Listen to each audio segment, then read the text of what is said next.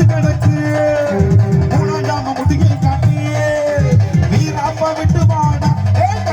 மங்கிருட்டு நிலையில மை புரட்டு சூறையான கை சுழட்டு துருத்தி கொம்படி கும்பிடுத்து வாடா